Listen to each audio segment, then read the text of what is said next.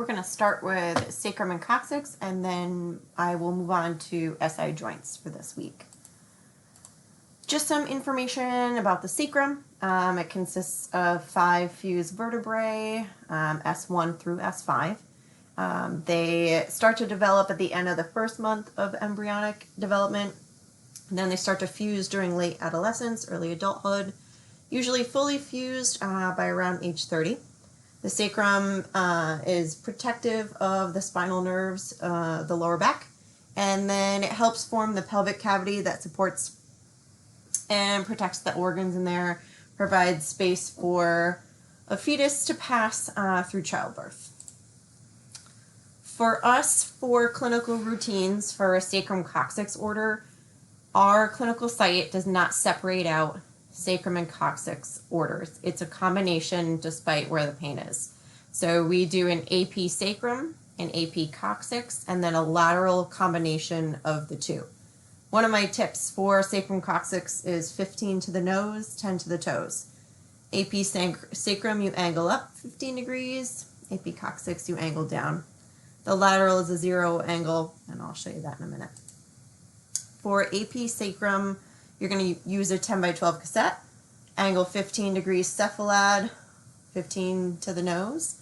Central ray is 2 inches superior to the pubic symphysis, or if you're not palpating pubic symphysis, I usually just go an inch or an inch and a half down from ASIS, and that usually hits where I need to be. Think pelvis technique, wherever you are technique-wise. These are obviously CR techniques.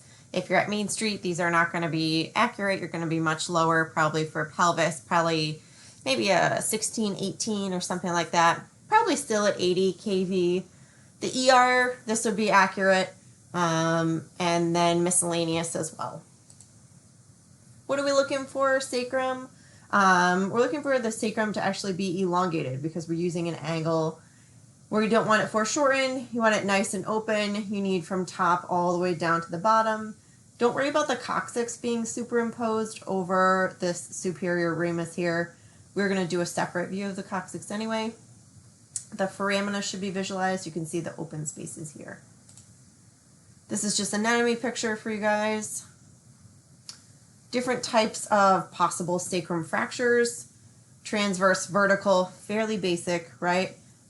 These are letter shapes, so a U shape looks like an H and then an L. If you know your alphabet, those are easier to figure out. AP Coccyx. So you can collimate down to an 8 by 10. It's a small area, right? It's about the size of the tip of your thumb. It's usually around an inch, inch and a half. You don't need a big cassette for it. Your central ray is going to angle 10 down, or 10 caudad, 10 to the toes.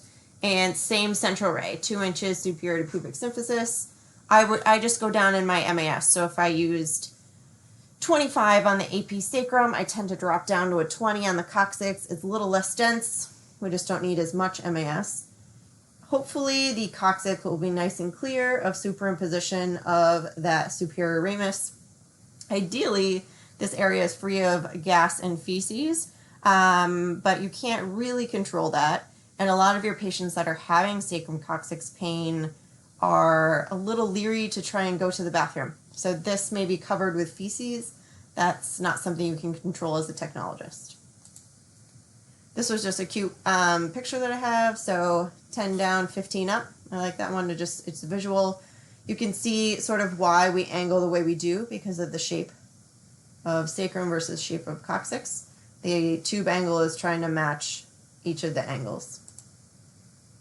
Lateral sacrum. So your textbook separates out lateral sacrum and lateral coccyx. Clinical, we do a combination. We don't do 2 separate images because our orders are a combination order. But if you were somewhere and needed to do just a lateral sacrum or board-wise, you're going to use a 10 by 12 cassette lengthwise. Central ray is 3 to 4 inches posterior to ASIS. Ideally, you're going to center over the sacrum. A lead strip in the back of the table can help reduce some scatter. You're going to increase mass in KVP fairly significantly, probably double at least of what you used, if not times 3 from your AP. If your patient has very large hips, you're going to at least want to go 3 times from what your AP was. All right. Just remember, don't go too far posterior. If the spine is right here, the sacrum coccyx does not go that much further. Even if they have a very large butt, it does not go that far posterior. Just remember that. Know your anatomy. Just go review anatomy, all right? But ideally, you're going to see this L5-S1 space open. You're going to see one border of the sacrum.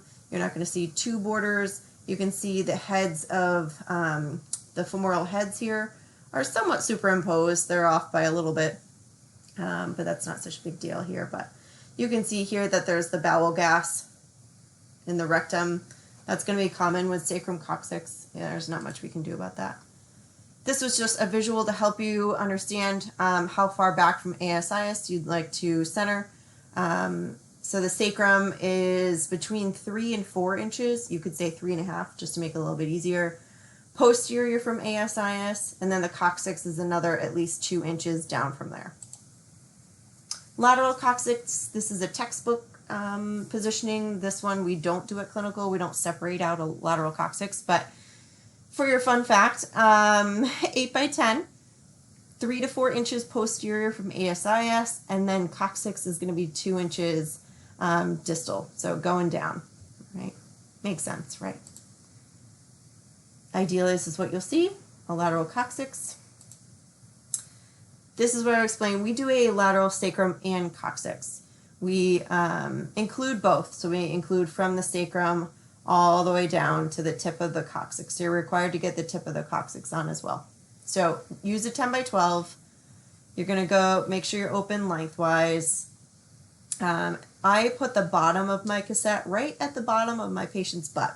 I find that to be definitely an easier gauge. And then the 3 to 4 inches posterior from ASIS. Just remember, don't let the junk in the trunk. If they have a really big butt, their sacrum is not going to be back there. All right, it's going to stay in the same alignment that it would on anybody else. So don't let that distract you, okay? This was just an anatomy picture for you guys and a degree angle of the tilt of the sacrum. So it does come a little bit at an angle, but your lumbar spine will come up straight from here. And this was just an example of some dislocations for coccyx injuries. They don't do much for a coccyx injury. Obviously, this is an anterior dislocation, it's pushed forward, and a posterior one. And then this can be an angled coccyx or a hooked one. But that's sort of it for sacrum coccyx. It's a fairly easy elective to grab if you can get it. Just remember 15 up, 10 down, a straight on lateral, and easy.